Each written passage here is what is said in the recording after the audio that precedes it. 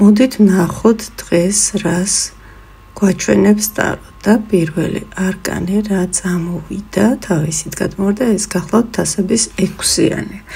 ეს არის სურვილებთან დაკავშირებული არკანი. ან ბავშვობის მოგონებები გაქვთ, ან რაღაცა გქონდათ დასახული მიზანი. შეიძლება რაღაცა გინდათ რომ გააკეთოთ და შეცვალოთ თქვენს ცხოვრებაში, ან შეიძინოთ ან სახლი, ან რამე ნივთი, თქვათ მანქანა, ან რამე მსგავსი.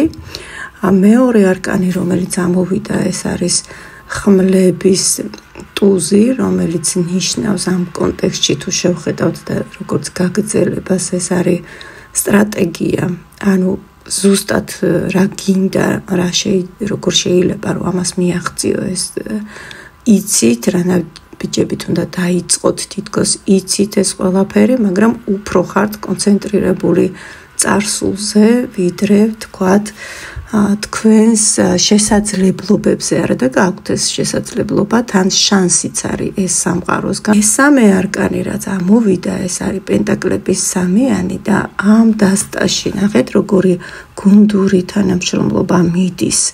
ეს არის სურვილის რეალიზაციის შესაძლებლობა სხვებთან თანამშრომლობით. აი დაუკვირდით თქვენს სურვილებს, შეიძლება აი ამ მოცემულ მომენტში გაქვთ რაღაცა კონკრეტული მიზანი, რაც შესაძლებელია განხორციელდეს სხვა ადამიანების დახმარებით. შეიძლება მეუღლე, ან ოჯახის მხარდაჭერა, მეუღლის მხარდაჭერა გჭირდებათ, ან სპეციალისტის დახმარება გჭირდებათ. მაგალითად, თუ თქვათ რემონტზე არის საუბარი, თუნდაც იგივე ან სახლის ყიდვაზე, ან გაყიდვაზე, აქაც ვიღაცის დახმარება გჭირდებათ, სპეციალისტის ჩართულობა.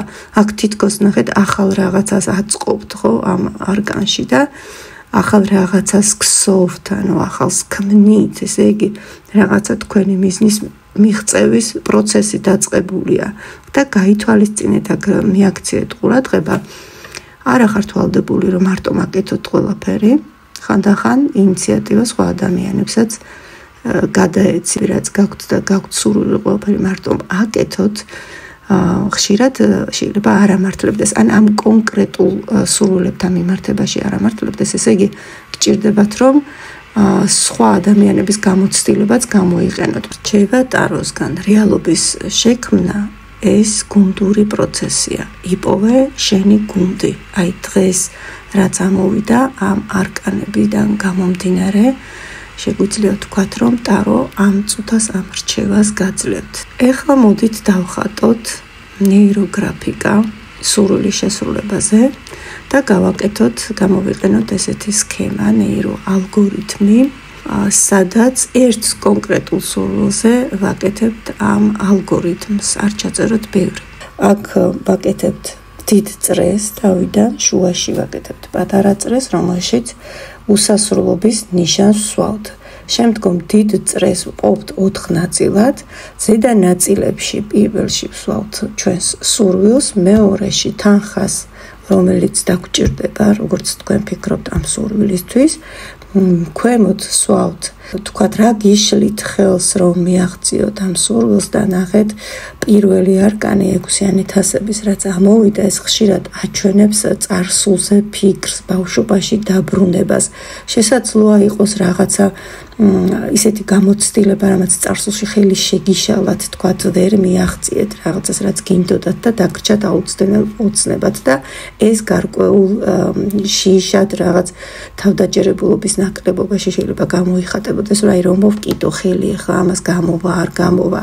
ამიტომ ესეც ჩაწერეთ, დაფიქრდით რა გიშლით ხელს და ქვედა ორ გრაფაში ჩაწერთ ამას. ვიწყებთ დამუშავებას ჩვენი ნახატის და გარშემო წრეს უკეთებთ აი ესეთ ან მზის სხივებს, ან ფეიერვერკების სახე მიეცით და ვიწყებთ უკვე ნეიროხაზების გავლებას. ნეიროხაზებს სივრცულს ვაკეთებთ, წვრილ ნეიროხაზებს ჯერჯერობით, მერე ვახდენთ ნეიროგრაფირებას, შემდგომ უკვე შემოგვაქვს ფერი, ვავლებთ სქელ სამყაროსეულ ხაზებს და ბოლოს ვირჩევთ ფიქსაციის ფიგურას.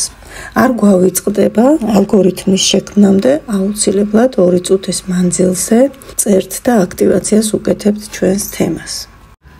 აქვე შემოგთავაზებთ აფირმაციას.